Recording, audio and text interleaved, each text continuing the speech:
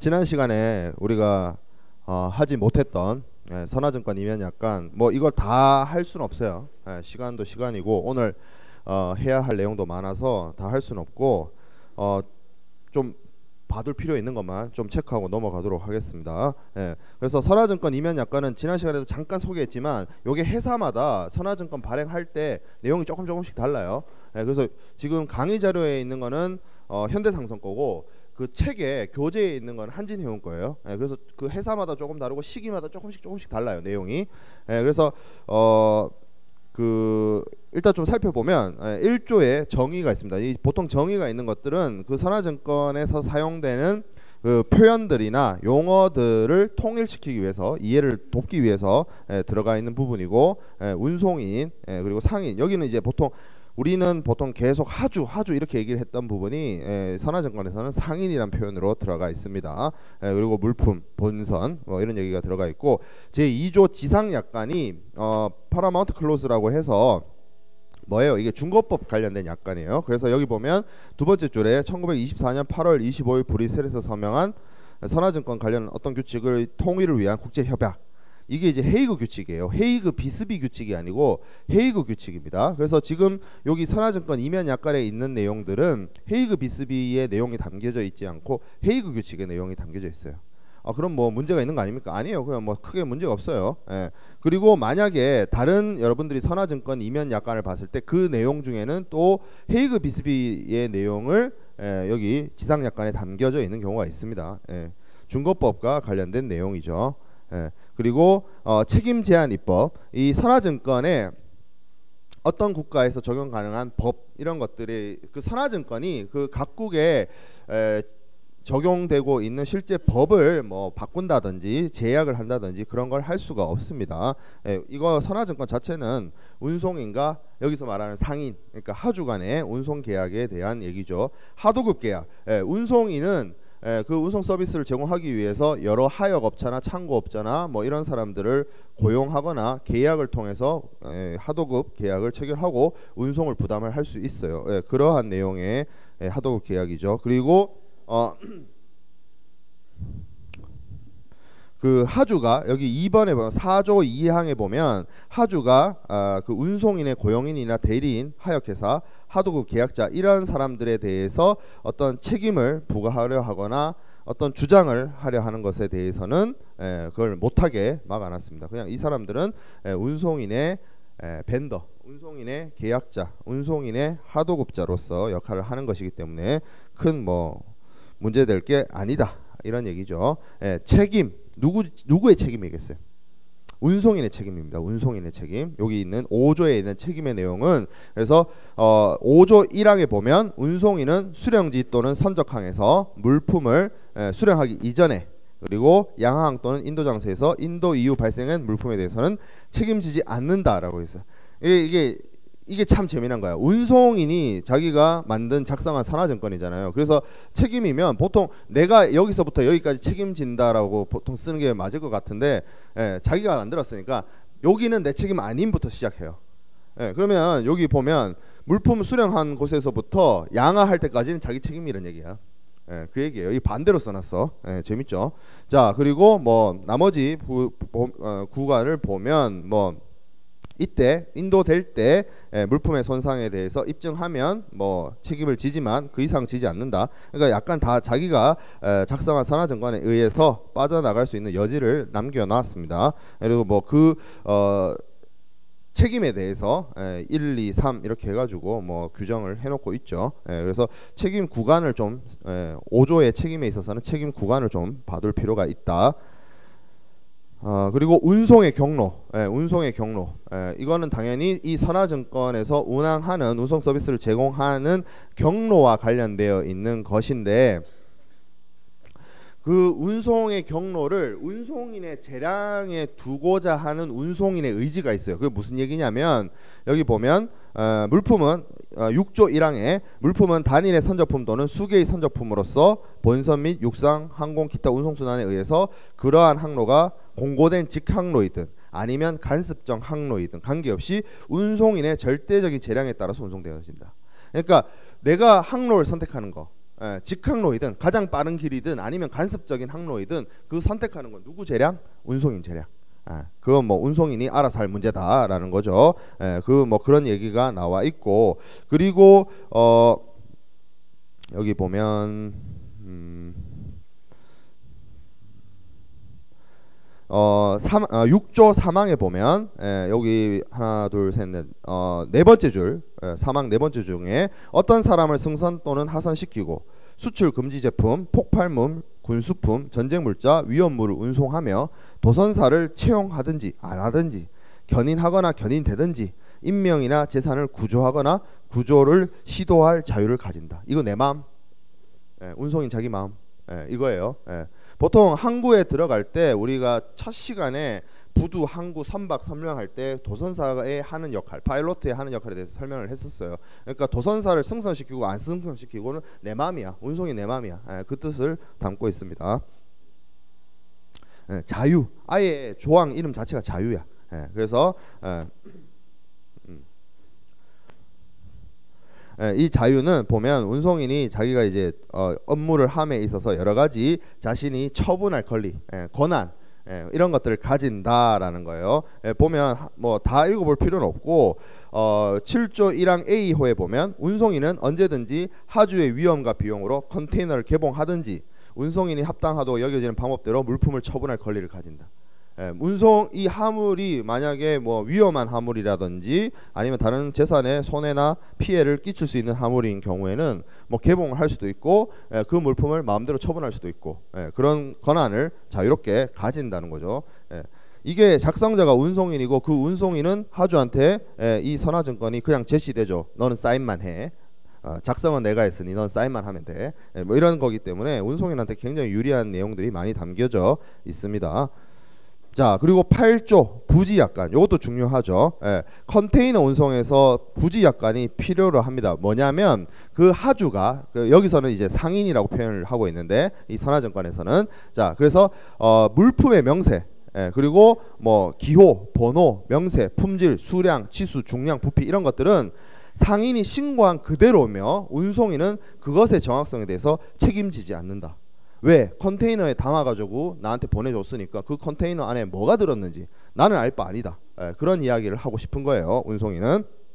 그리고 만약에 그 상인이 알려준 고지 내용에 대해서 만약에 그게 부정확해서 발생하는 모든 멸실손해, 비용 책임 이런 것들에 대해서는 상인이 운송인한테 보상하는 겁니다. 상인이 제대로 안 했으니까. 그리고 구조, 선화증권면상의 수령으로 확인된 물품이 수령 시에 컨테이너에 적입되어 있지 않는 경우 운송인은 컨테이너에 적입하여 운송할 자유를 가진다. 지금 이 선화증권이 쉽게 말해서 컨테이너 선박용 선화증권이라는 것을 입증하고 있죠. 네가 화물을 컨테이너에 실어야 되는데 컨테이너에 안 실어서 나한테 맡기고 내가 내 맘대로 컨테이너 넣어버린다? 이 얘기예요. 왜? 내 배는 컨테이너 배니까. 컨테이너 전용선이니까 그거죠. 그리고 운송인의 컨테이너, 상인, 여기서 상인은 하주예요. 그래서 하주가 하주에 의해서 고용되거나 하주의 대리인이 점유 통제하에 있는 동안에 이 컨테이너들이 보통 그 해운 회사 거가 많잖아. 그 컨테이너에서 그래서 보면 해운 회사 로고가 많이 박혀 있죠. 한진이면 한진, 현대면 현대, 머스크면 머스크. 그런 컨테이너를 만약에 작업을 하다가 손상을 입히게 되면 전적으로 책임지고 운송인에게 보상해야 됩니다. 하주가 운송인에게. 왜? 그 컨테이너 자체가 우리 요번 주 강의 자료에도 나오겠지만 컨테이너에 대해서도 배우겠지만 컨테이너 자체가 굉장히 재산 가치가 있어요. 좀 심한 말로 어디 못 사는 나라에 갖다 주면 그게 집이 될 수도 있어. 우리한테는 컨테이너지만 그들에겐 집이 될 수도 있잖아. 그렇게 재산 가치가 있는 물건이기 때문에 만약에 그 운송을 맡기는 하주가 혹은 하주의 대리인이 이 작업을 하는 데 있어서 컨테이너를 뭐 파손시킨다든지 하면 책임을 져줘야 됩니다. 운송인에게. 그 내용을 담고 있죠.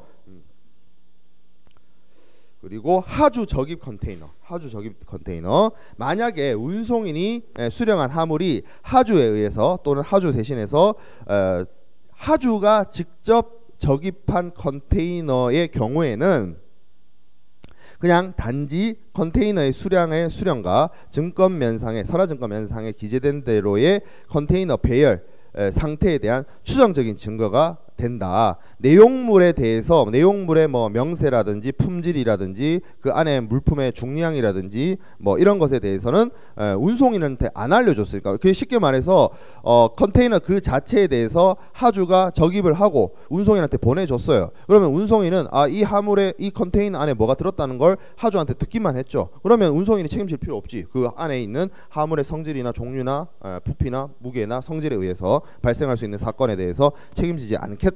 예, 그 얘기를 다루고 있습니다.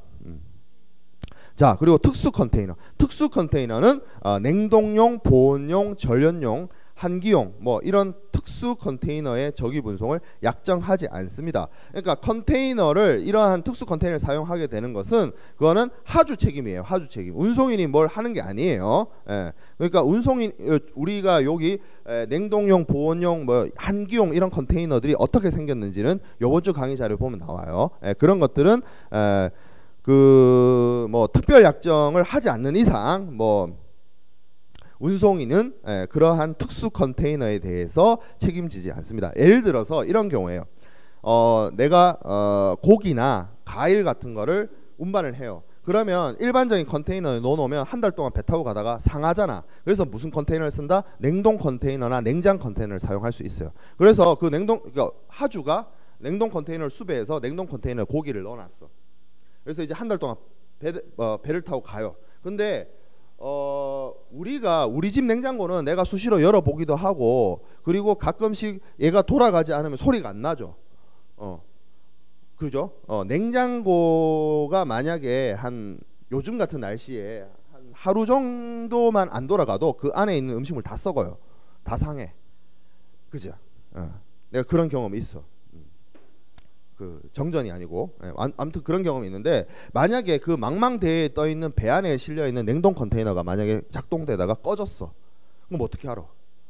곤란한 상황이 발생해요. 보통 그런 경우에는 운송 여기서 지금 하는 얘기가, 여기 특수 컨테이너에서 하는 얘기는 뭐야? 나 운송인은 그런 상황에 대해서 책임지지 않아. 그 얘기를 하고 있죠. 그러면 어떻게? 냉동 컨테이너 나는 처음에 선적할 때는 잘 돌아갔는데 항해를 하다가 꺼져 버렸어. 냉동 컨테이너가.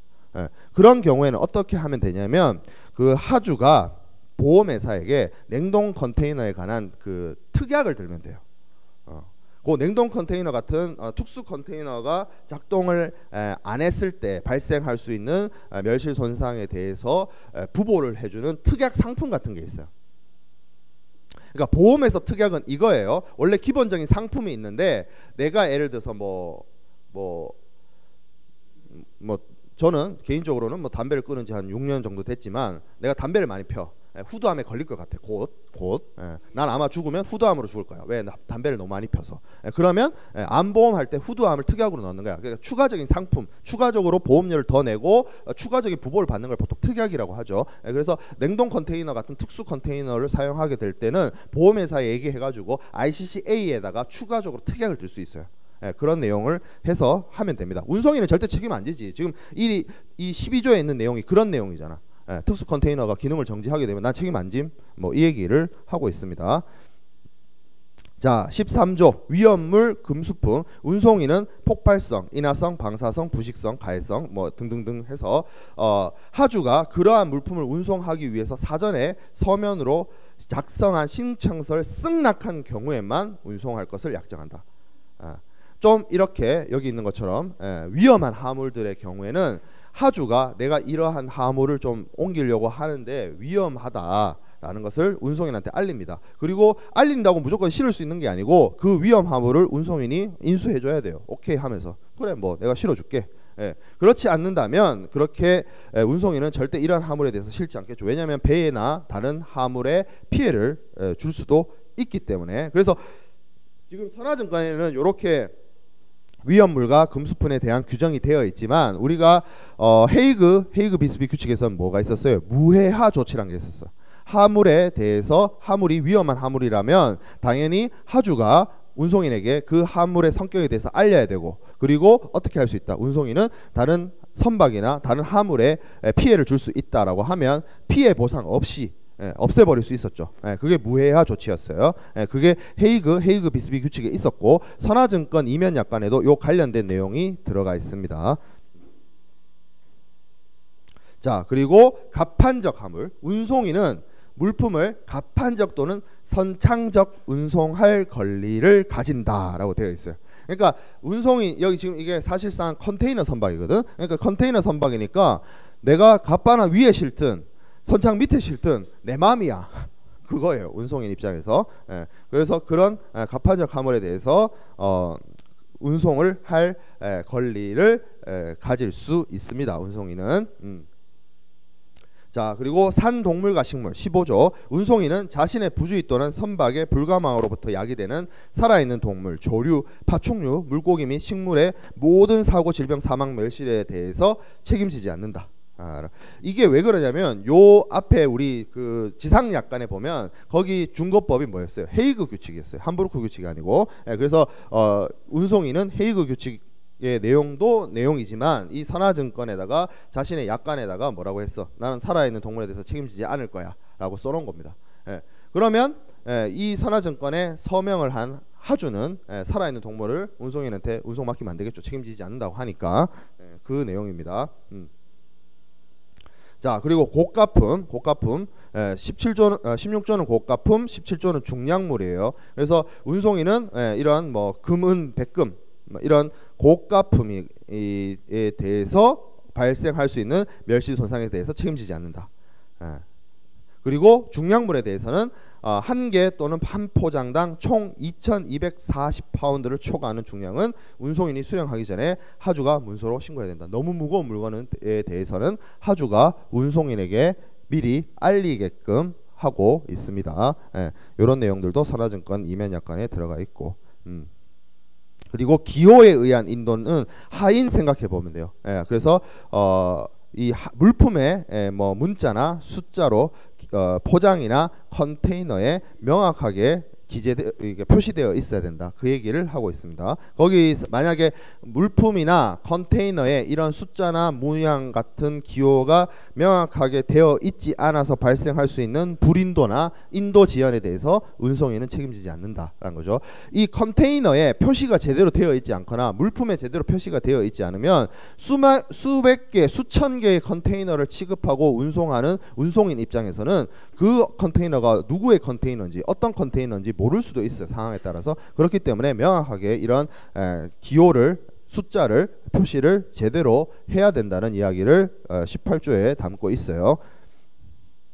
자, 그리고 19조, 운송인은 선측, 세관, 창고, 부두, 암벽 또는 증권면상에 나타난 양항이나 인도 장소의 지리적 범위 내에서 운송인에 의해서 지정된 기타 모든 장소에서 언제든지 물품을 인도할 권리를 가진다. 목적항에 도착해서 어떤 지정된 곳에서 언제든지 물품을 인도할 수 있습니다. 물품을 인도할 수 있는 권리를 가진다라는 거죠.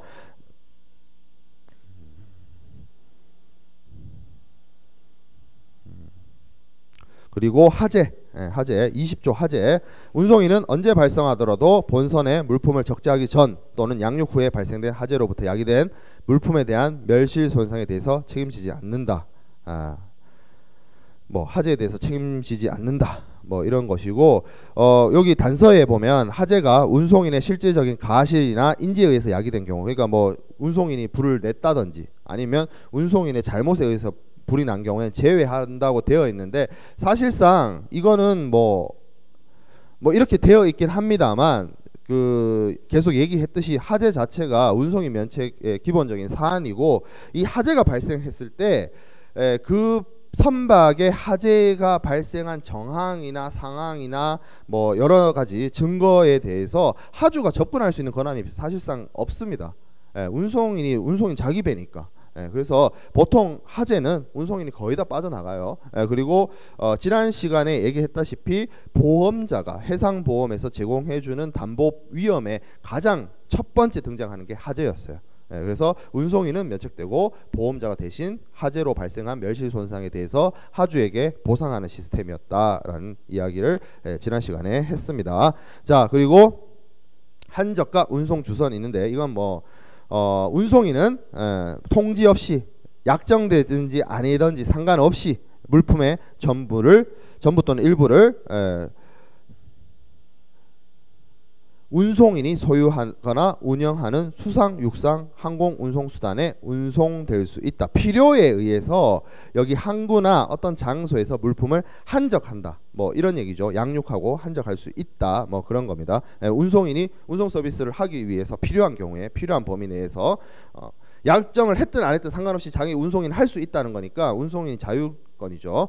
그리고 유치권 22조의 유치권, 운송인은 본 선화증권과 그리고 여기에 따른 사전 계약에서 하주가 지불해야 하거나 하주의 계정으로 부과되는 운임, 공적 운임, 채선료, 손상, 멸실 수수료, 경비, 기타 금액과 동 물품을 해소하기 위한 비용 경비를 마련하기 위해서 물품에 대한 유치권을 가지고 유치권은 물품의 인도 후에도 존속된다. 라는 거죠. 그래서 이게 말이 어렵게 되어 있는데 쉽게 말해서 운임 주지 않으면 내가 그 화물에 대한 권리 계속 가지고 있을 거야. 이런 얘기입니다. 그 유치한다는 말이 내 화물을 내가 가지고 있겠다라는 거죠. 왜? 네가 나한테 운임 제대로 안 줬으니까 그겁니다. 그래서 말이 어렵게 되어 있지만 사실상 그 얘기를 하고 있는 것이다 라는 거죠. 그래서 뭐 물품을 뭐 이러한 운임을 주지 않으면 하주에게 통지 없이 경매를 통해서 판매할 수 있다. 여기 있어요. 여기 하나 둘 셋 넷 다섯 번째 줄에 보면 그러한 운임이나 이런 거 주지 않으면 내가 내 마음대로 팔아버릴 거야. 이 얘기도 있죠. 왜? 운임 회수해야 되니까. 그죠? 운임을 주면 뭐 상관은 없겠습니다만 주지 않는다면 내가 팔아버릴 거야. 이 얘기도 담겨져 있습니다.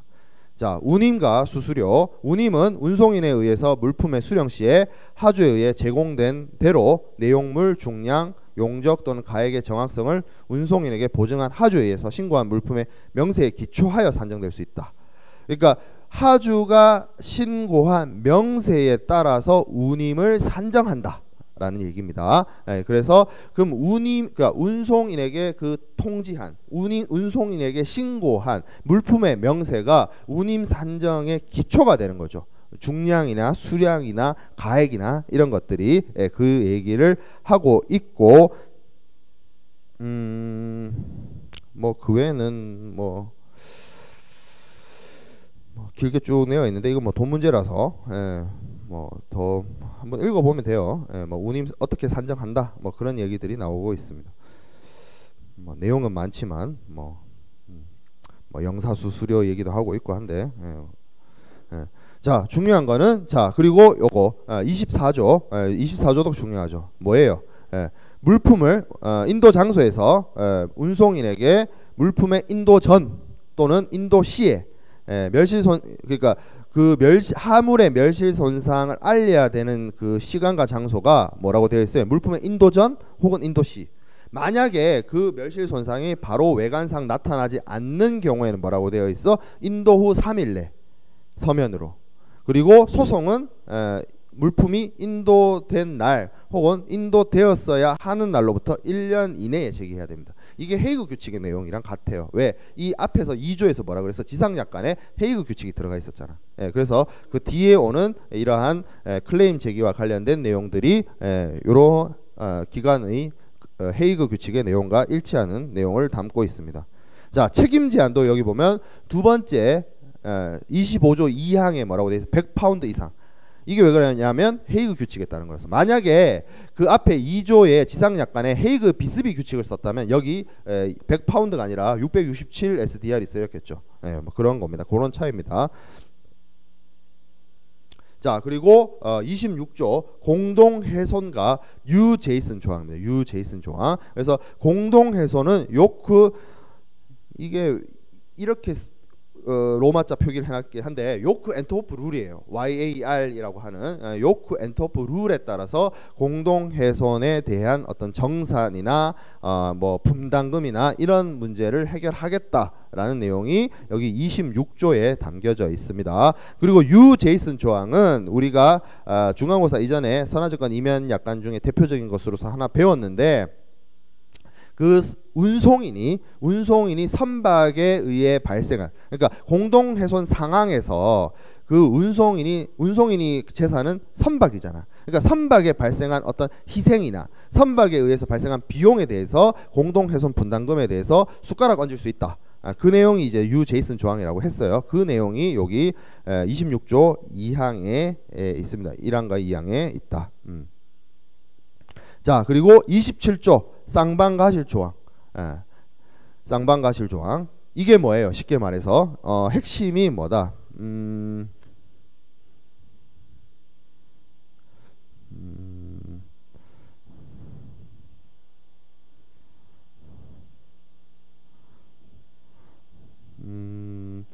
여기 보면 만약에 본선의 타선의 가실의 결과로 항해 또는 선박의 관리에 있어서 선장, 도선사, 항해사, 선주의 사용일이 어떤 행위나 가실 또는 태만의 결과 타선박에게 충돌하게 된 경우 하주는 타선 즉 다른 선박이죠. 그 소유자에게 직접적 또는 간접적으로 발생시킨 모든 멸실이나 책임에 대해서 운송인에게 보상한다. 하주가 운송인한테 보상한다라고 되어 있어요. 그러니까 이게 뭐냐면 이게 말이 이상하게 적혀 있는데 하주가 만약에 하주가 타선에 의해서 발생한 그러니까 다른 선박으로부터 받는 돈에 대해서 하주가 운송인한테 보상한다라고 되어 있어요. 이게 웃기죠. 위에는 뭐라고 되어 있어? 이 화물의 출중돌에 의해서 발생한 멸실 손상에 대해서 얘기해놓고 그러면 하주도 어떻게 보면 피해자인데 하주가 운송인한테 보상한다라는 표현이 들어갔어요. 이게 쉽게 말하면 그 쌍방가실 충돌과 관련해서 만약에 다른 선박, 그러니까 상대방 선박의 운송인으로부터 하주가 받게 되는 돈에 대해서 그 자신의 운송인에게 개어내라고 하는 내용을 이런 식으로 표현을 해놨어요. 이런 식으로 표현을 해놨습니다. 그래서 이 선화증권 이면 약관에 있는 이 쌍방가실 충돌 약관 때문에 만약에 자선의 하주가 상대방 선주에게 받는 분의 일부에 대해서 자신의 운송인에게 보상을 해줘야 되는 상황이 발생하게 됩니다. 그래서 이러한 상황에서 그 대신 이 운송인에게 보상해야 되는 그 금액을 대신 내준다. 누가? 보험자가 대신 내준다. 그래서 보험자가 대신 내주는 것에 대해서는 보험증권에 쌍방가실 충돌 약관이 있다라고 했어요. 요거는 선화증권에 있는 쌍방가실 충돌 약관이죠. 그 내용이 여기 있습니다. 그리고 뭐 특수지역 조항, 뭐 이거는 뭐 미국의 배를 운항하게 되면 그 미국법 따른다, 뭐 그런 내용인데 그렇게 큰 중요한 내용은 아닙니다. 그러니까 요 선화증권의 이면 약관에 있는 내용 중에 미국 자기네 나라의 자국법하고 좀 충돌되는 내용들이 있어서 그거는 미국을 만약에 향해하거나 이러면 그 내용은 적용하지 않겠다, 뭐 이런 내용이에요. 그러니까 미국만을 위한 특수지역 조항이죠. 그런 내용이 28조에 있습니다. 요게 이제 선화증권의 이면 약관이었고 간략하게 살펴봤는데 요 내용 뭐 선화증권 이면 약관을 뭐 외운다든지 그렇게까지는 하지 말고 그 몇 조에 있는 내용들이 이런 내용들이 기본적으로 담겨져 있구나, 그걸 체크하면 되고, 그리고 그 내용들이 사실상 우리가 중간고사 이전에 공부했던 내용들이 거의 다 들어가 있어요. 그래서 연계해서 한번 생각해 보기 바랍니다. 자, 오늘 강의 자료부터 나가도록 하죠. 오늘 할 것도 내용이 많지만 그림이 많아서 괜찮아요. 다 할 수 있어요. 오늘. 자, 무역화물의 단위화입니다. 단위화. 무역화물을 예전에는 단위화가 되어 있지 않았을 때는 A 하주의 화물은 뭐 크기가 뭐 이 강의실 반만 하고 B 하주의 화물은 뭐 또 뭐 예를 들어서 이 교탁만 하고 사이즈가 다 지각각이었다는 거야. 그럼 사이즈가 지각각이었다는 것은 한정된 공간인 선박에 화물을 실을 때 여러 가지 불편함과 업무상의 어려움을 초래를 했어요. 그래서 단위화를 시키는 겁니다. A 하주의 화물이나 B 하주의 화물이나 뭐 어떻게 한다? 모두 다 같이 규격화 시켜버리는 거지. 규격화 시켜버리면 화물을 하역 작업을 할 때 있어서 편의성이 굉장히 많이 증대돼요. 그래서 이 단위화가 필요로 한데 그 방법으로는 크게 세 가지가 있습니다. 팔레트화. 팔레트가 뭐냐라고 하면 그냥 발판 같은 거예요. 빨판. 여기 뒤에 사진 나와 있어요. 그런 식으로 팔레트 위에 화물을 올려서 화물을 단위화 시키는 게 팔레트화입니다. 그리고 여러분들이 잘 알고 있는 컨테이너화. 컨테이너는 길이는 조금씩 다를 수 있어요. 20피트짜리도 있고 40피트짜리도 있지만 그 컨테이너 폭 있죠. 폭. 그거는 모든 컨테이너가 동일한 8비트입니다. 8비트. 보드 마카가 이렇게 샤프식이야. 좋네.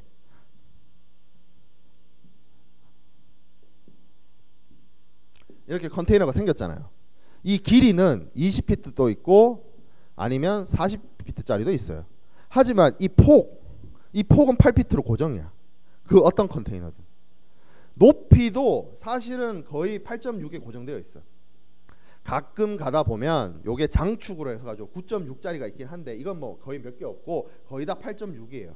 예. 그러면 생각을 해보세요. 블럭 짜맞추기 할 때 요 길이는 두 종류니까 이 두 종류가 또 공교롭게 요거 40피트짜리를 둘로 나누면 20피트잖아. 그러면 20피트짜리 두 개 쌓으면 40피트가 되는 거잖아. 근데 폭이 같고 높이가 같아. 그러면 블럭 쌓기 하면 되잖아. 레고 생각해봐. 레고.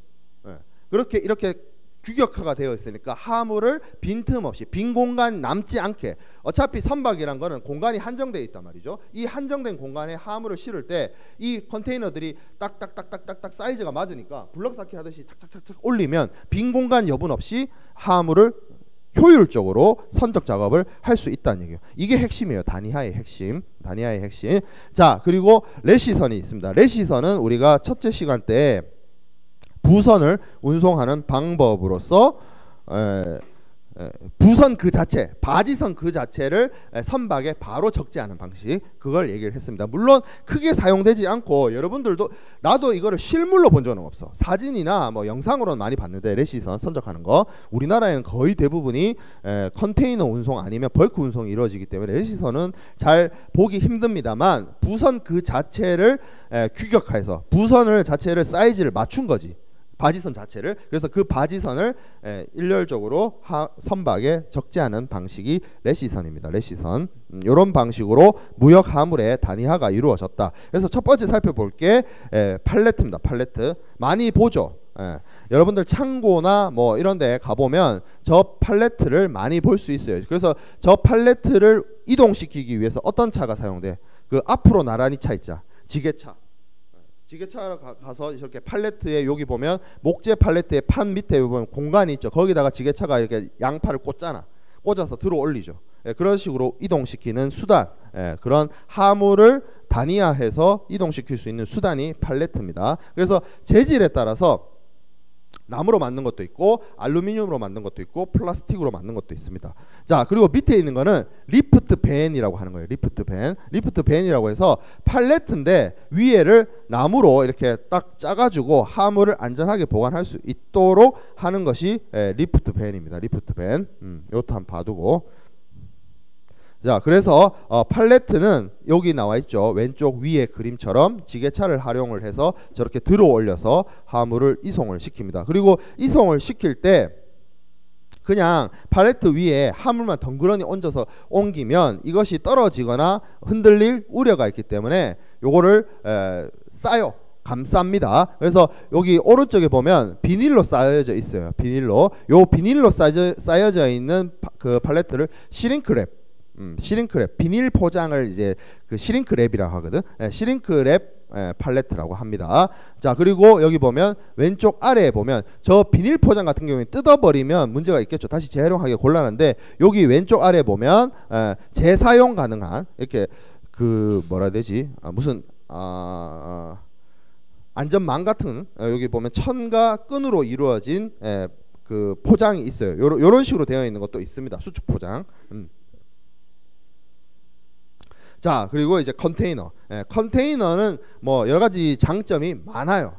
장점이 많은 애입니다. 운송을 하는 데 있어서 뭐 어떤 장점이 있을까? 첫 번째, 이 컨테이너 그 자체가 창고 역할을 하기 때문에 포장비나 보관비가 따로 들지 않아서 매우 경제적이고, 그리고 단위화를 통해서 이 컨테이너를 육상 운송 구간에서도 사용하고, 트레일러 자체가 컨테이너를 운송하기 위한 수단이잖아요. 그래서 선박에서 뿐만 아니라 선박에서 내려져서 크레인으로 옮겨질 때부터 시작해서, 아니면 그 트레일러를 활용을 한다든지, 아니면 기차를 활용한다든지 해서 이게 규격화되어 있기 때문에 규격화된 항구, 선박, 차량, 열차 모두 다 이용을 할 수 있다라면 실질적으로 이 컨테이너를 활용을 해서 도어 투 도어 서비스가 가능하다는 거죠. 그리고 안전합니다.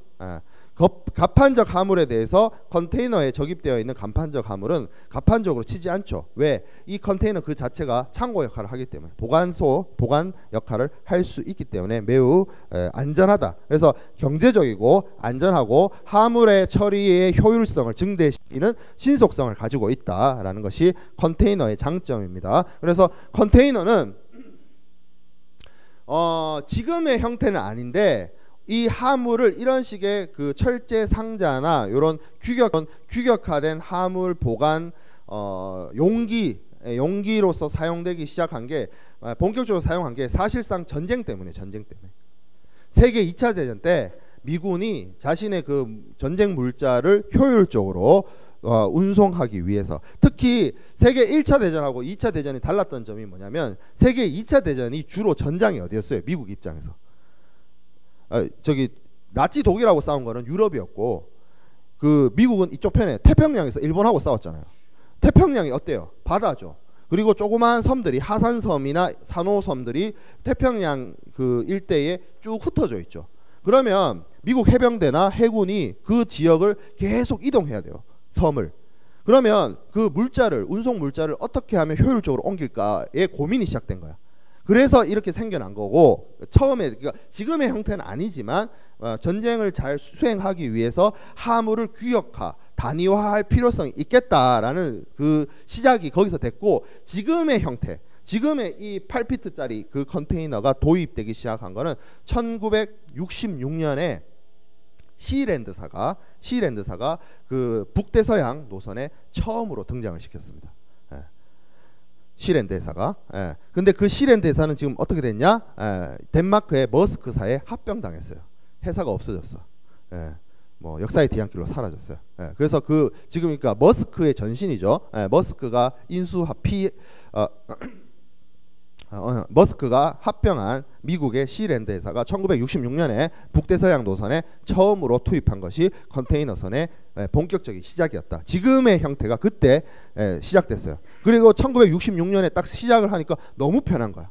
너무 효율적인 거야. 너무 업무 처리가 빨라지고 선복도 최대한 활용할 수 있고 장점이 너무 많아. 그러니까 서서히 이렇게 확장됐고, 지금 현재에 이르러서도 지금 거의 뭐예요? 이거 지금 한 50년, 60년 넘게 쓰이고 있죠. 그 60년 전에 사용됐던 시작됐던 규격이 하나도 변함없이 지금까지도 쓰이고 있습니다. 이 컨테이너가. 자, 그래서 컨테이너의 구분 볼게요. 이렇게 왜 목이 잠기지? 자, 크기에 따라서 구분을 볼게요. 자, 20피트 컨테이너가 있고 40피트 컨테이너가 있습니다. 그래서 TEU, 뭐 FTU 이렇게 얘기를 하는데, 보통 그 20피트짜리가 이제 그 표준 사이즈처럼 여겨져요. 그래서 그 우리가 대형 컨테이너 선박 얘기할 때 그 컨테이너 선박의 크기를 얘기를 할 때 몇천 TEU, 8천 TEU, 12,000 TEU, 그러니까 TEU를 20피트짜리 컨테이너를 몇 개 운송할 수 있는지를 그 선박의 화물 운송 능력으로서 설명을 하거든 보통. 그래서 TEU가 많이 쓰인다. 그리고 이 컨테이너의 규격은 여기 설명되어 있죠. 8 곱하기 8.6. 그리고 20피트거나 40피트거나. 자, 그리고 컨테이너의 재질은 철제 컨테이너가 있을 수 있고, 알루미늄 컨테이너가 있을 수 있고, 강화 플라스틱 컨테이너가 있을 수 있습니다. 철제가 제일 많아요. 근데 거의 대부분의 여러분들이 그 길 가다가 혹은 뭐 항구나 뭐 이런 데서 볼 수 있는 컨테이너의 대다수는 철로 만든 컨테이너, 철제 컨테이너. 근데 얘가 녹이 있습니다. 문제가 뭐냐면 녹이 슬어요. 그리고 무거워요. 근데 경제적이야. 그리고 알루미늄 컨테이너도 있긴 있어요. 알루미늄은 근데 비싸죠. 비싸고 그렇지만 장점은 가볍습니다. 그런 장점이 있고, 강화 플라스틱 컨테이너도 있긴 있어요. 플라스틱으로 만든, 이건 좀 강도가 약하죠. 플라스틱이기 때문에 아무리 강한 플라스틱이라 하더라도 재질에 따라서 이렇게 나뉜다. 자, 그리고 표준 컨테이너가 있고, 일반적인 우리가 생각하는 그 컨테이너가 표준 컨테이너라고 보면 됩니다. 그리고 온도 조절 가능한, 우리 아까 선화증권 이면 약관 할 때 그 냉동 냉장 컨테이너 얘기했었죠, 잠깐. 그런 것처럼 온도 조절이 가능한 컨테이너가 있습니다. 냉동 컨테이너, 보냉 컨테이너라고 되어 있지만 냉장 컨테이너라고 보면 되지. 쉽게 말해서 냉동실, 냉장실. 냉동실과 냉장실의 역할이 다른 걸 알고 있잖아, 우리가. 그런 거. 그리고 통풍 컨테이너가 있어요. 그 안에 들어가 있는 물건 자체가 한기가 필요한 경우가 있을 수 있어.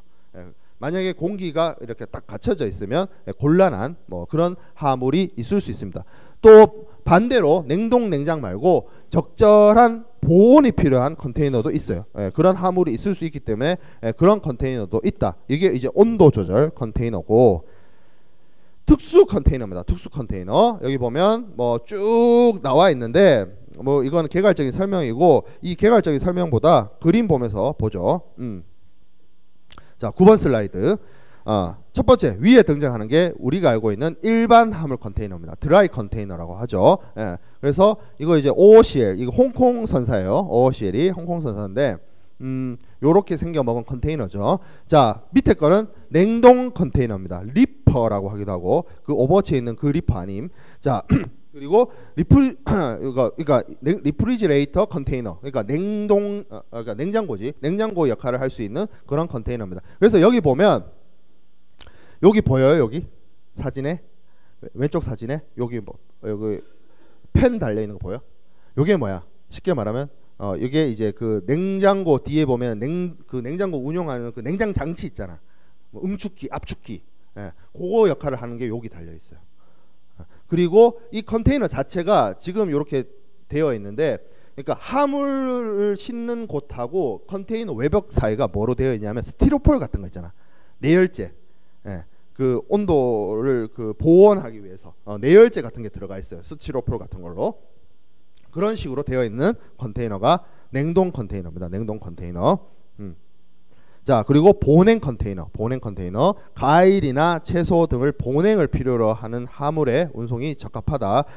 이거는 지금 이쪽 편에는 그 냉장고 설비가 안 보이는데 저 반대편에 있는 거예요. 자, 그리고 밑에 있는 거 통풍 컨테이너입니다. 통풍 컨테이너. 여기 중간에 있는 거하고 오른쪽 사진에 보면 이 컨테이너에 구멍을 뽕뽕뽕뽕 뚫어놨어요. 요게 한기구 역할을 하는 거지. 한기구 역할을 해서 물품이 그 한기가 필요한 그런 물품들이 있을 수 있습니다. 그런 것들을 운반하기 위해서. 자, 가열 컨테이너입니다. 가열 컨테이너. 냉결 방지 및 보온이 필요한 화물을 위해서 가열 장치가 장착되어 있는 가열 컨테이너입니다. 요 안에 넣어놓으면 무슨 보온병처럼 딱 생긴 것도 보온병 옆으로 눕힌 것 같죠. 그래서 여기다 넣어가지고 적절한 온도를 유지하는 데 사용하는 겁니다. 자, 그리고 밑에 있는 건 오픈 탑 컨테이너예요. 오픈 탑 컨테이너는 뭐냐면, 여기 오른쪽 사진에 봐봐요. 맨 오른쪽 사진 위에가 뚫려 있어요. 그래서 위를 개방해서 화물을 저 위에서부터 실을 수 있어요. 그래서 약간 좀 사이즈가 크고 덩치가 큰 애들은 크레인으로 들어가지고 컨테이너를 위를 까가지고 위에다 이렇게 집어넣는 거예요. 그리고 뚜껑 덮는 거예요. 그러니까 화물의 사이즈 때문에 이런 컨테이너를 필요로 할 수도 있습니다. 자, 그리고 뭐 하드탑 컨테이너, 천장 개방을 하는 데 있어서 위를 천장 판넬로 대체한 것들도 있을 수 있고, 자, 그리고 밑에 사주 컨테이너가 있어요. 기둥이 4개란 뜻이에요. 사주. 사주 경기할 때 그 사주가 아니고 기둥 4개란 뜻인데, 여기 보면 밑에 이 발판, 밑에 베이스하고 이 문 쪽만 있어요. 문 쪽만. 기둥 4개만 세워져 있죠. 여기 이렇게 기둥 4개 세워져 있고, 뭐가 없어 지금? 옆면이 없죠. 위도 없죠. 그래서 옆면이 없고 위가 없기 때문에 이렇게 화물 통째로 넣기 좋을 때 쓸 때 쓰는 컨테이너가 사주 컨테이너입니다. 잘 보긴 힘들어요. 나도 처음 이건 본 적이 없어요. 이런 컨테이너들. 자, 평면 컨테이너입니다. 딱 팔레트처럼 생겼어요.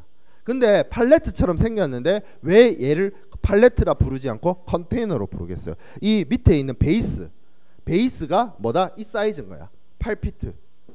20피트. 이 컨테이너. 그래서 저렇게 오른쪽에 있는 것처럼 저런 식으로 화물을 실어가지고 컨테이너처럼 컨테이너와 함께 다른 컨테이너와 함께 운송이 가능하기 때문에 이거를 쓰는 평면 컨테이너입니다. 자, 밑에 있는 거는 분체 산화물 컨테이너예요. 곡물이나 아니면 뭐 분말로 되어 있는 그런 것들을 운송하기 위해서 사용하는 컨테이너입니다. 그래서 여기 보면 여기 왼쪽 그림과 오른쪽 그림 위에 보면 여기 동그라미가 점점점 여기도 점점점 박혀 있어요. 이 동그라미가 뭐냐면 저 구멍을 통해서 구멍을 이렇게 개방을 해가지고 거기다가 곡물이나 가루 같은 걸 집어넣는 거야. 그러니까 곡물이나 가루를 집어넣는데 이 앞문을 따면 어떻게 되겠어요? 쏟아지겠지. 그래서 이 앞문을 따는 게 아니고 이 위에 이 구멍을 통해서 가루나 곡물 같은 걸 집어넣어서 활용할 수 있도록 만들어진 컨테이너가 분체 산화물 컨테이너입니다. 자, 그리고 액체 산화물 컨테이너. 요거는 그 탱커예요. 뭐 기름이라든지 유류라든지 화학 재료라든지 이런 것들을 넣어서 운송할 수 있는 컨테이너가 액체 산화물 컨테이너, 탱크 컨테이너가 되겠죠. 이렇게 생겼습니다. 자, 그리고 자동차용 컨테이너가 있어요. 자동차용 컨테이너. 그래서 자동차를 우리가 뭐 자동차 회사들이 수출하거나 수입할 때는 그 자동차 전용선 있죠. 울산이나 평택 가면 볼 수 있는 그런 자동차 전용선에 실어서 운반을 하는데 그냥 자동차 한 대 혹은 뭐 2대 이렇게 소량으로 수입하거나 수출하는 경우에는 자동차용 컨테이너에 자동차를 넣어서 일반 컨테이너 선박에 통해서 운송을 합니다. 아니면 내가 이민을 갔거나 유학을 갔다가 해외에서 타던 자동차를 내가 국내로 가지고 들어오고 싶어. 차 한 대 그거 내가 타던 차. 그러면 어떻게 한다? 요런 자동차용 컨테이너를 수배해가지고 여기다가 실어가지고 가지고 온다는 거죠. 그래서 보통 자동차용 컨테이너의 경우에는 이런 승용차의 경우에는 2대를 넣을 수 있다라고 해요. 근데 이런 자동차용 컨테이너가 아니라도 아까 처음에 봤던 일반 컨테이너 있죠. 드라이 컨테이너 20피트짜리에 원래 차 한 대가 들어가요. 그래서 차 한 대 넣어놓고 옆에 이렇게 그 레싱만 잘 해놓으면 컨테이너 한 대당 차를 옮길 수는 있어. 이런 자동차용 컨테이너가 아니라 할지라도 레싱만 잘 해놓으면. 그래서 그 예전에 좀 이렇게 수입 같은 거 많이 하는 사람들이 어떻게 했냐면 유럽에서 좋은 자동차 있죠. 뭐 BMW라든지 벤츠라든지 그런 자동차를 한 대 사요. 그러면서 컨테이너 하나에 실어 오는 거죠. 근데 그 자동차의 트렁크를 열어서 걷다가 뭘 실고 오냐면 그런 거 있잖아. 뭐 가방, 신발, 욕 아님? 뭐 옷, 선글라스 그런 거를 트렁크에다 잔뜩 싣고 와. 자동차에다가. 그런 다음에 자동차를 컨테이너에 넣어. 그러면 우리나라 도착해가지고 컨테이너 엑스레이를 찍으면 엑스레이 안에 뭐가 있어? 자동차만 덩그러니 보이죠. 그래서 통과를 시키서 몇 번 이렇게 하다가 그게 이제 그게 알려지니까 요즘에는 세관 직원들이 그걸 따보라 그래요. 자동차가 만약에 이렇게 컨테이너가 이렇게 엑스레이를 다 찍어요. 저렇게 큰 컨테이너도 저거 안에 뭐가 들었는지 찍을 수 있는 엑스레이가 있습니다.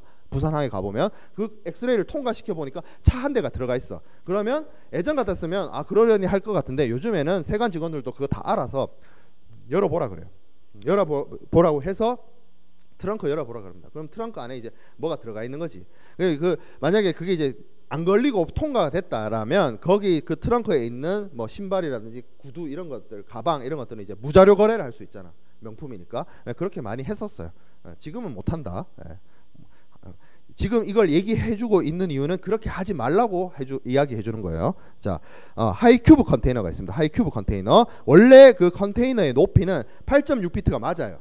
근데 좀 높은 화물을 실기 위해서 좀 더 확장판이지. 확장판 컨테이너입니다. 이 높이가 9.6 컨테이너 피트. 그래서 한 이 정도 더 있는 그런 컨테이너를 하이큐브 컨테이너라고 합니다. 자, 그리고 가축용 컨테이너가 있어요. 가축용 컨테이너. 동물 운송을 위해서 여기 보면 사료를 줄 수도 있고 아니면 통풍. 왜냐면 얘가 숨을 쉬어야 되니까 통풍도 되어질 수 있고 딱 봐도 얘네들이 동물들이 여기다 실릴 수 있겠구나 싶은 가축용 컨테이너가 있습니다. 그리고 한풍 컨테이너도 있어요. 한풍 컨테이너, 이 한풍기가 달린 거예요. 한풍기가 여기 보면 오른쪽에 있는 사진에 보면 컨테이너의 벽면에 구멍 빵 뚫어가지고 한풍기 달아놨죠. 저런 컨테이너도 있긴 있습니다. 이런 컨테이너 같은 경우에는 그대로 뭐로 쓸 수 있겠어요? 집으로 쓸 수 있겠죠. 그래요. 자, 의류용 컨테이너. 이거는 생각보다 많아요. 우리가 앞에서 쭉 봤던 것들은 잘 못 볼 수도 있는데 의류용 컨테이너는 생각보다 많습니다. 그러니까 뭐 티셔츠나 뭐 청바지나 이런 것처럼 그냥 박스채로 넣어가지고 가져올 수 있는 옷의 경우에는 크게 문제가 없는데 여기서 말하는 것처럼 밍크라든지 아니면 뭐 양복이라든지 뭐 이런 것들 구겨지면 안 되는 옷들 있잖아. 상자에 넣어서 가져올 수 있는 옷 말고 꼭 저렇게 옷걸이에 걸어서 가져와야 되는 의류 같은 경우에는 이 컨테이너 안에 저렇게 저건 뭐라 그러지? 행거라고 해야 되나? 저런 걸 이렇게 꽂아가지고 옷을 저렇게 다 걸 수 있게끔 되어 있는 컨테이너가 있습니다. 저게 이제 의류 컨테이너라고 합니다. 자, 그리고 밑에 있는 것은 측면 개방 컨테이너. 컨테이너인데 옆면이 열리는 거죠. 옆면이. 그 비슷한 걸로 여기 보면 측면 커튼 컨테이너가 있어요. 옆면이 커튼으로 되어 있는 거죠. 이런 컨테이너들도 있긴 있습니다. 자, 그래서 이러한 컨테이너를 운반하는 선박은 그 컨테이너를 다른 화물, 일반 화물과 함께 실는 경우에는 혼재선이라고 하고 컨테이너만을 운송하기 위해서 적합한 선박은 전용선, 컨테이너 전용선이라고 합니다. 그리고 컨테이너를 내리고 실을 수 있는 크레인이 장착되어 있는 경우도 있고 장착되어 있지 않는 경우도 있어요. 근데 배에다가 저 크레인을 컨테이너를 싣고 내릴 수 있는 겐츠리 크레인이 장착되어 있는 컨테이너선은 조금 소형선이 많아요. 그리고 소형선이 많고 그 부두 자체에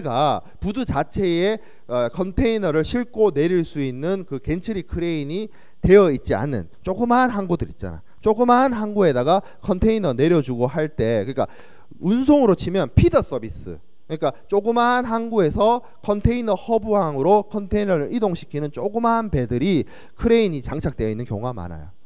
우리가 알고 있는 전기선사들이 운용하는 대형 컨테이너 선에는 그 크레인을 실지 않습니다. 화물 싣기도 바쁜데 뭐. 그리고 그러한 크레인이 설치되어 있지 않은 큰 대형 컨테이너 전용선은 어차피 컨테이너 전용 항구로만 다니기 때문에 컨테이너 전용 항구에는 겐츠리 크레인이 있죠. 그런 식으로 생각을 해보면 돼요. 자, 그리고 하역 방식에는 일반적인 겐츠리 크레인으로 컨테이너를 선적하고 양하하는 그 선박은 리프트 온, 리프트 오프, 로로선. 나는 이 발음의 구분이 안 됩니다. 에로와 아로의 발음 구분이 안 돼요. 뭐 어떻게 알아들어요. 그냥 한국 사람이니까. 한국 사람 그 지금 영어를 지금 네이티브 스피커로 하는 사람 여기 없잖아. 그래서 밑에는 뭐다? 바퀴를 굴려서 선적하는 로로선이 있습니다. 롤 온, 롤 오프. 그 선박의 램프를 통해서 화물을 싣고 내리는 자동차 운반선이 해당이 되죠. 램프 통해서 이렇게 경사로 차 끌고 올라가서 화물을 실는 선박. 아니면 여기 보다시피 맨 밑에 플롯 온, 플롯 오프가 있어요. 요거는 뭐냐면 둥둥 떠 있는 바지선, 레시선을 그대로 크레인을 이용해서 그 배에 바로 선적하는 선박의 경우에, 그러니까 레시선의 경우에는 플롯 온, 플롯 오프 이렇게 얘기를 합니다. 하역 방식에 따른 구분. 자, 그래서 뭐 여기 보다시피 컨테이너들이 쭉 컨테이너 야드에 야적되어 있고 오른쪽에 보면 겐츠리 크레인이 있고 그 옆면에 벌스에 선박들이 정박되어 있죠. 그리고 밑에 있는 그림 보면 컨테이너 선박이 저렇게 컨테이너를 가득 싣고 가고 있으면 부두 안에서는 자신의 동력으로 움직이는 것이 아니라 여기 앞에 당겨주고 뒤에 밀어주고 있죠. 이 바지선, 라이터, 부선을 활용을 해서 선박을 선적하거나 그러니까 정박합니다. 부두에 정박하는 작업을. 이거는 뭐 우리 첫 시간 때 했죠. 선박과 부두 항만할 때 했으니까 뭐 넘어가기로 하고, 추가적으로 볼 게 내륙 컨테이너 기지입니다. 인랜드 컨테이너 디팟 것이라고 하는 거죠. ICD라고 합니다. 내륙 대포, 뭐 내륙 기지, 뭐 이렇게 되어 있는데 우리나라에서는 의왕에 있고 양산에 있습니다. 예, 그래서 부산항이나 이런 곳에 있는 입항지에 그 하물이 너무 많아서 적체되거나 이런 경우에는 그것을 분배해 가지고 양산에서 하물을 작업을 하는 거죠. 그래서 작업이 이루어지면 그게 뭐 다른 지역으로 분배되거나 아니면 부산항으로 옮겨져서 물품이 선적되거나 이런 것들을 하는 겁니다. 그래서 부산항에 있는 하물을 물동량을 분배해 가지고 적체를 막고자 하는 것이 내륙 컨테이너 기지가 되겠어요. 사실상 지금 부산항의 경우에는 부산신항이 만들어지면서 부산신항 자체가 지금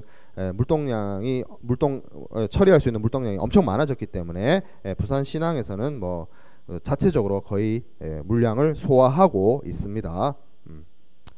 자, 그리고 이제 컨테이너의 그 적재 방법이라고 할까요? 컨테이너의 하물의 적재 방법에 따른 구분을 좀 살펴볼 텐데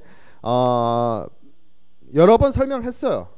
운송론 시간 때는. 근데 이제 개념적으로 확실히 해놓고 넘어가자는 취지에서 보도록 할게요. 자, 첫 번째 등장하는 건 CY입니다. 여기서 CY는 컨테이너 야드예요. 컨테이너 야드에는 어떤 하물이 오느냐? FCL 하물이 옵니다.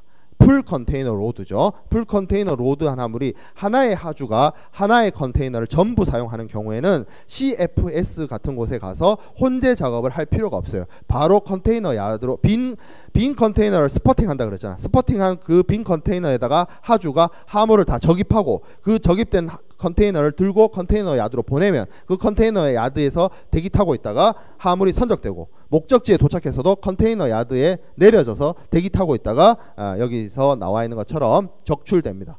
그래서 컨테이너 야드에서 컨테이너 야드, 그러니까 하나의 하주가 하나의 수화인한테 하물을 보내는 거죠. 그래서 이거를 CY라고 하기도 하고 FCL이라고 하기도 하고 또 이런 얘기도 있어요. 이게 풀 컨테이너 같은 경우에는 그 빈 컨테이너가 송화인의 작업장으로 와서 거기서 선적을 해서 컨테이너 야드 보내서 운송을 하고 목적지에 도착해서 양육항에서는 또 컨테이너 그 자체가 수화인의 작업장으로 바로 가기 때문에 이거를 도어 투 도어라고 하기도 합니다. 도어 투 도어.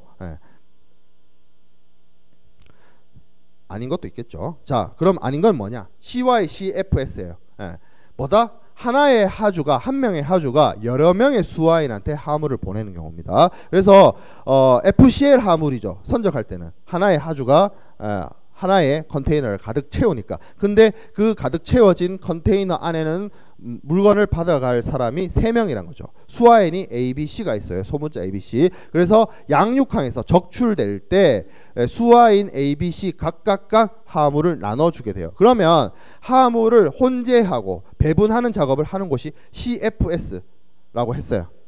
그래서 그 CFS에서 작업이 양육항에서 이루어지게 됩니다. 이러한 방식을 CYCFS 혹은 FCL, LCL 아니면 이 CFS를 뭐라고 그러냐면 피어에서 작업한다, 부두에서 작업한다, 부두에서 하물을 분배한다라고 해서 도어 투 피어라고 하기도 합니다. 표현이야 뭐 다양하죠. 그러면 CFS에서 CFS CY는 반대겠죠. 여러 명의 하주가 하나의 수화인한테 하물을 보내주는 경우는 여기 선적항의 CFS에서 혼재 작업을 합니다. 여러 명의 하주의 하물을 하나의 컨테이너에 적입하는 작업을 합니다. 그걸 혼재라고 하죠. 컨솔리데이션이라고 하고 그것을 이루어지는 것이 선적항의 CFS입니다. 그러면 이러한 방식을 CFS CY 혹은 LCL FCL 아니면 피어 투 도어 라고 하기도 해요. 부르는 거야 뭐. 자, 그래서 이제 한 4번째쯤 하면 이제 감 오잖아. CFS에서 CFS 여러 명의 하주가 여러 명의 수화인한테 보낸다. 그러면 이건 이제 CFS가 되고 LCL 레스 컨테이너 로드라고 합니다. LCL은 그래서 LCL 그리고 피어 투 피어 이렇게 부릅니다. 자, 그리고 컨테이너 운송과 관련된 국제협약 운송론 수업 시간이긴 합니다만 해상 운송, 복합 운송의 준거법이 되는 그러한 국제협약과 국제규칙 보는 것만으로도 빡세요. 그래서 이 컨테이너 협약에 대해서는 안 볼 거예요. 근데 내가 안 본다 하더라도 이런 협약이 있다 정도는 알려주고 넘어가야 될 거 아니야. 그래서 컨테이너 통관 협약 이런 게 있습니다. 그래서 컨테이너 그 자체의 수출입에 관한 관세법 특례입니다. 이 컨테이너가 이게 그 관세법상 무세예요. 수입할 때 원래 우리나라 관세법에는 수입 화물에 대해서 관세를 부과하도록 되어 있는데 컨테이너 그 자체는 운송 용기이기 때문에 이게 실질적인 물건이라 하더라도 그리고 가치가 있는 물건이죠. 철저로 만들었으니까 가치 있는 물건이긴 하지만 수입할 때 관세를 부과하지 않습니다. 무세예요. 그 내용이 담겨져 있는 내용이 저기 있는 컨테이너 통관 협약이고, 밑에 있는 TIR 협약, 국제 도로 운송에 관한 통관 협약이나 국제 통과 화물에 관한 통관 협약은 무슨 내용이냐면, 컨테이너가 육상 운송 수단 구간에서 운송되어질 때 그 만약에 경유지 있잖아요. 우리나라에서 그렇게 상관이 없는데, 예를 들어 유럽 같은 경우에 영국에서 독일로 화물을 보낼 때 프랑스 해저터널을 이용해서 프랑스를 거쳐서 독일로 간다고 쳤을 때 그 경유지가 그럼 프랑스가 되잖아. 그럼 프랑스에서 이 컨테이너에 대해서 뜯어보지 않고 그냥 세관에서 그냥 통과시켜 주겠다라고 하는 통관 협약이 여기 있는 TIR 협약, ITI 협약 뭐 이런 내용입니다. 그리고 밑에 있는 CSC 협약은 컨테이너에 대해서 안전을 기하기 위해서 안전한 컨테이너 기준을 마련한, 컨테이너 사이즈, 컨테이너는 이러이러한 규격과 이러이러한 사이즈 그리고 이러이러한 처리를 해서 그 컨테이너를 통해서 작업을 하는 사람의 생명과 건강에 대한 안전을 보장해야 된다라는 내용이 CSC 협약입니다. 이런 컨테이너 관련 국제 협약이 4가지 정도가 있습니다.